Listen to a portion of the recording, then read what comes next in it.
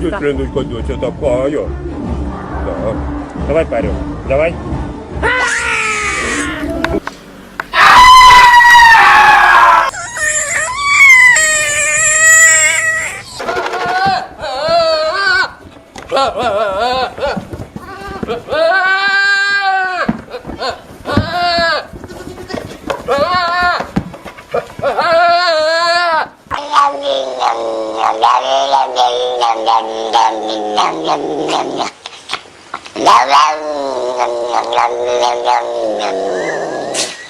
Zapatero. Pues igual que yo. ¿Y qué opina usted? ¿Qué opina usted? ¿Qué opina usted del gobierno canario? ¿Y de los ayuntamientos de la isla?